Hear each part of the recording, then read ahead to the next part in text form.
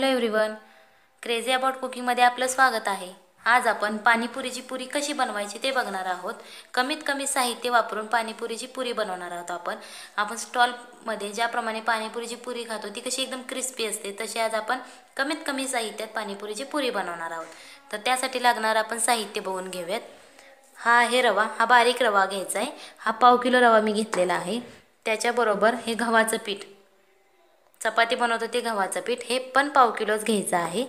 आणि हा आहे मैदा, हा मी 150 ग्रॅम मैदा घेतलेला आहे। आणि हा आहे खाण्याचा सोडा, हा थोडासाच घ्यायचा आहे आपल्याला, यामध्ये मीठ टाकायची काहीच गरज नाही। आता बघितलं हे किती थोड्याच साहित्यात आज आपण पाणीपुरीची पुरी बनवणार आहोत। चला तर मग आता आपण पाणीपुरीच्या पुरीचं पीठ मळायला घेऊयात। सगळ्यात पहिल्यांदा आपण हा पाव किलो रवा घेतलेला आहे तो एका बाउलमध्ये काढून घेऊयात। सगळा रवा घ्यायचा आहे। त्याच्यानंतर हे आपण गव्हाचं पीठ घेतलेलं आहे पाव किलो, ते पण सगळं घालायचं यामध्ये। त्याच्यानंतर हा आहे मैदा, हा मी 150 ग्रॅम मैदा घेतलेला आहे। मैदा कमी घ्यायचा आहे, पाव किलो घ्यायचा नाही। हा पण सगळा घालून घेऊयात आपण। आणि हा आहे खायचा सोडा आपला, जो आपण भजीत टाकतो तो सोडा आहे, तो घ्यायचा, एक चिमटभरच घ्यायचा, जास्त नाही टाकायचा। हा एक चिमटभरच आहे, तो आम्ही सगळा टाकून घेते आता सोडा। आता हे आपण सगळं मिक्स करून घेऊया, पूर्णपणे मिक्स करून घ्यायचं आहे। हे एकजीव मिश्रण झालं पाहिजे। तर स्टॉलवर आपण जशी पाणीपुरी खातो ती किती क्रिस्पी असते त्याचप्रमाणे आपण बनवणार आहोत, खूप छान लागते। दोन प्रकारची पुरी बनवून घेऊयात आपण। एक असते ती आपण पाणीपुरी खातो ती, आणि दुसरी असते ती सुकापुरी म्हणून आपण खातो, ती चपटी असते बघा, ती पण एक आपण पुरी बनवणार आहोत। याच पिठाची ती सुद्धा बनवणार आहोत। अशा प्रकारे आता एकदम पीठ मिक्स करून घ्यायचं आहे, सगळं हे एकजीव झालं पाहिजे।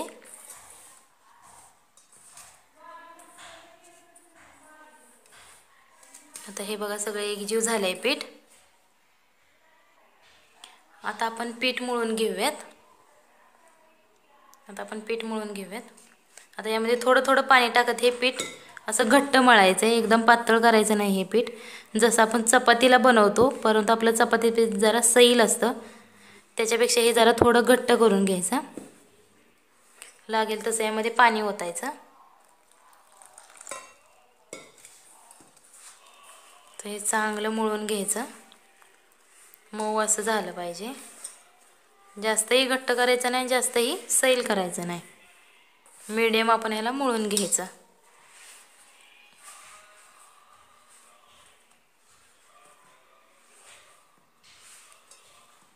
लागेल तसं यामध्ये आपण पाणी ओतणार आहोत।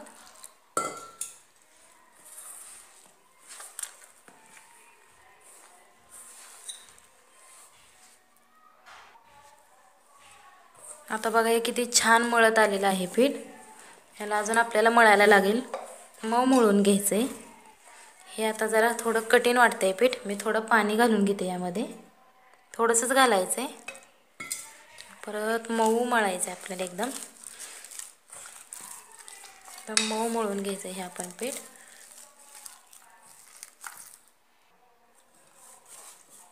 आता हे आपलं पीठ चांगलं मळून झालेलं आहे बघा, हे किती सॉफ्ट झालंय, हे बघा दिसतंय का तुम्हाला, हे किती सॉफ्ट झाले। असं चांगल्या प्रकारे हे आपण पीठ मळून घ्यायचंय। आणि हे आता 30 मिनिटासाठी आपण झाकून ठेवणार आहोत। आता हे आपण 30 मिनिटं झाकून ठेवूयात। आता हे आपण पुरीचं पीठ 30 मिनिटं भिजायला ठेवलं होतं, ते आता उघडून बघूयात आपण। आता बघा हे किती सॉफ्ट झालंय। आता ह्याला आपण परत एकदा थोडं मळून घ्यायचं पीठ, छान प्रकारे असं मळून घ्यायचं। आपण चपातीचं पीठ कसं मळतो तसं एकदम छान मळून घ्यायचं आपण। बघा हे किती आता सॉफ्ट झालं एकदम, म्हणजे आता आपल्या पुऱ्या छान फुगणार। आता हे मळून घ्यायचं। आता बघा याचा छान प्रकारे आपला डो झालेला आहे, बघा हा छान प्रकारे कसा डो झाला आहे आपला। हा छान प्रकार, आता बघा हे आपलं पीठ छान मळून झालेलं आहे। आता आपण चपाती करतो ना तेवढ्या आकाराचा आपण एक गोळा करून घ्यायचा, आणि आपण चपाती सारखं लाटणार आहोत। हा असा एक चपातीच्या आकाराचा गोळा करून घ्यायचा आपण गोल। हा आता एवढा गोळा करून घ्यायचा आता, आणि हे आपण चपाती सारखा। आता हा बघा आपण एक गोळा घेतलेला आहे एवढा, आता आपण हे थोडं मी गव्हाचं पीठ घेतलंय लाटायला चिकटू नये म्हणून. आता हे आपण चपातीसारखं एकदम पातळ लाटून घ्यायचंय. पीठ घेऊया आपण आता इथे जरा. दोन्ही बाजूने पीठ लावून घेऊया म्हणजे चिकटणार नाही. आणि हे एकदम पातळ लाटायचं. आता आपण चपाती कशी लाटतो त्याच्यापेक्षा एकदम पातळ लाटून घ्यायचं म्हणजे आपली पुरी फुगेल.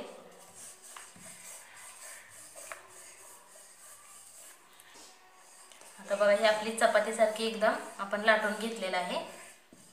एकदम पातळ लाटायचं चपातीसारखं. आता याच्यानंतर बघा मी बाटलीचं झाकण घेतलेलं आहे पुरी कापण्यासाठी. तुम्हाला पाहिजे म्हणजे ज्या आकारात तुम्हाला पुऱ्या पाहिजे त्या आकारामध्ये तुम्ही झाकण घेऊ शकता. आता मी हे माझ्याकडे मोठ्या बॉटलचं टोपण होतं त्यामुळे आता मी हे झाकण घेतलेलं आहे. आता याने आपण अशा पुऱ्या कापून घेऊयात. तुम्हाला पाहिजे तेवढ्या आकाराचं तुम्ही पुरी कटर पण असतो त्याने सुद्धा तुम्ही करून घेऊ शकता. आता माझ्याकडे अवेलेबल नाही त्यामुळे मी हे बॉटलचं झाकण घेतलेलं आहे. अशा प्रकारे आपण पुऱ्या कापून घ्यायच्या. अशा प्रकारे या सगळ्या पुऱ्या आपण आता कापून घ्यायच्या. नीट कापायचे म्हणजे ह्या लगेच निघाल्या पाहिजेत आपल्या. आता अशा प्रकारे आम्ही सगळ्या पुऱ्या कापून घेतलेल्या आहेत. आता हे कडाचं पीठ आपण काढून टाकायचं. हे सगळं कडाचं पीठ आपण काढून टाकूया. बघा आता आपल्या पुऱ्या किती छान प्रकारे. आता अशा प्रकारे आपण या पुऱ्यांच्या कडाचं पीठ काढून घेतलेलं आहे. आता आपण पुऱ्या मी दाखवते तुम्हाला एक पुरी. बघा किती छान पातळ झालेली आहे. अशा प्रकारे सगळ्या पुऱ्या राहिलेल्या पिठाच्या पण आपण पुऱ्या करून घेणार आहोत. आता या एका ताटामध्ये काढून घ्यायच्या आहेत. सगळ्या पुऱ्या याच्या एका ताटामध्ये काढून घेऊयात आपण. एकदम छान पातळ झालेले आहेत आता हे आपल्या.